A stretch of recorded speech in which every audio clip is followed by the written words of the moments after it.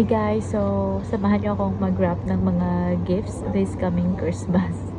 Ngayon ako mag-wrap kasi today is December 21 already. Kaya ayun.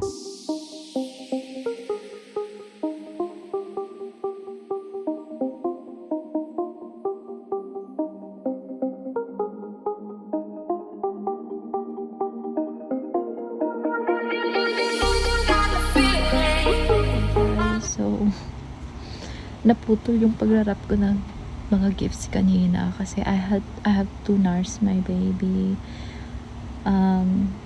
Inasikaso ko muna si baby, so na-pause yung mga nagawa ko. But ipapakita ko sa inyo maya-maya yung mga natapos ko ng i-gift wrap. Ayun, papakita ko sa inyo. Hi, sobrang pagod today. Pero okay lang, kaya naman. Yun, ngitim na ng ano. And so far, tulog naman na din si baby. Okay na. Pinapatapos ko lang siya sa pag-drink ng milk. And then, I'll get back to what I was doing there.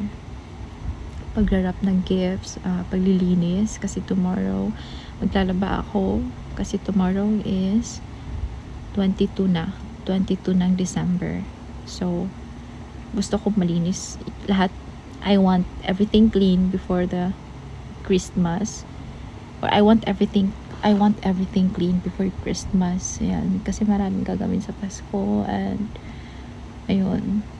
Gusto ko lang malinis. Super dry na ng lips ko. Hindi ako nakakapag-water today. Sobrang talagang busy ko. Like, I woke up late kasi si baby slept late last night. So, I woke up around 12 noon. I was grateful kasi si daddy na yung nag-alaga kay baby. When he woke up around 11, pinakain na siya ni daddy. And then, when I woke up, shower ako. And after that, sumalang agad ako sa kitchen kasi nag-prepare ako ng dynamite. Ayun, nag-cook ako ng dynamite, guys. At ilang oras siya kasi matrabaho gawin yung dynamite. Sobrang matrabahong gawin yung dynamite. So, it took a lot of time. It took a lot of hours bago ko siya natapos. And, ayun, after namin magmerienda with the dynamite, si kuya naman yung nag-cook for dinner. And nagsimula naman na akong, bantayan si baby. Ako naman yung tumukang alagaan si baby. And after that, after kong mapakain si baby ng dinner, sinimulan ko ng mag-pack or mag-wrap ng mga gifts. Pero wala na akong masyadong gagawin from the day after tomorrow. Kasi tomorrow maglalaba pa ako. Yun lang, guys. So, I think baby's done. Yan na so far ang natapos ko, guys. Ayan. 6 na lahat ang natapos kong i-wrap. Diba, ang lalaki pa nung iba. So, really took a lot of time as well. Ang kalat ba ng kwarto, kailangan ko pang linisan. So, yeah. I got here coffee. Ayan. Daddy ordered some coffee. Ayan. Itong isa sa kanya, tinikman ko lang yung dalawa. At ako yung mamimili which one yung bet kong coffee. So, dito ko sa floor, dito ako nag-wrap. Because we don't have a lot of space. Ang gulo talaga ng kwarto ngayon. And baby is there, sleeping. So, I can just watch him. Ever na magising siya or biglang bumangon, I'm just here. Ayan, sobrang gulo pa, guys. Look, those are the gifts. Yung box na yun, kailangan ko pang balutin. This one is mine. This one, ayan, ang dami ko pang gift na ibabalot. O yung isang gift wrap pala nandun pa sa bed. So,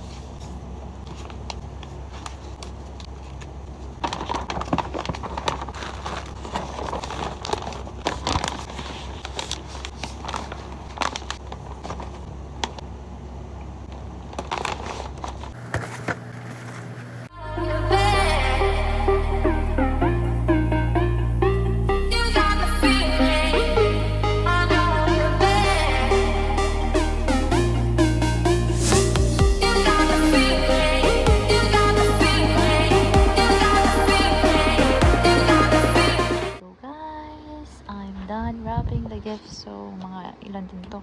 1, 2, 3, 4, 5, 6, 7, 8, 9, 10. 10.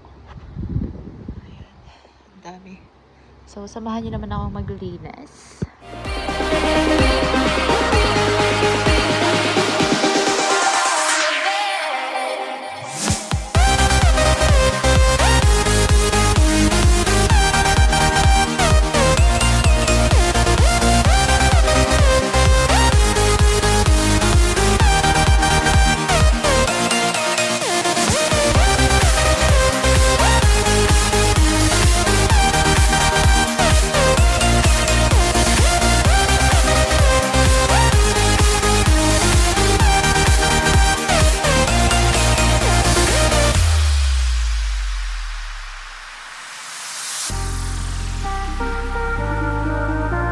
Grabe guys, I'm so grateful kay God. Meron akong mga nabalot na gifts. Sobrang dami. Meron pa yan sa likod. Sa baba. Yan, hi, fine.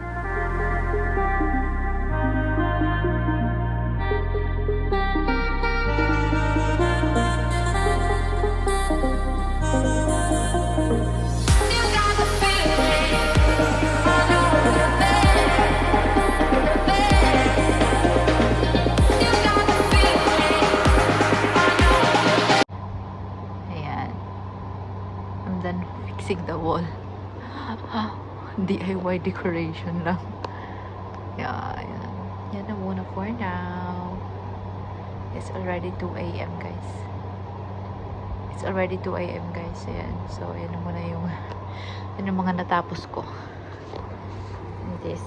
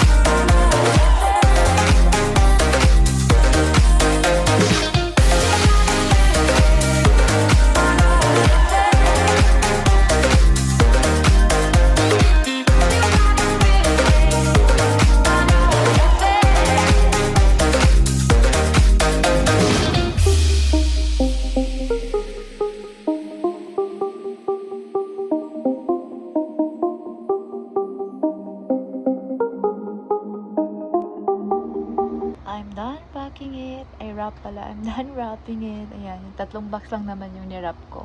Yan na lang yung kulang. Okay na. Kompleto na kami.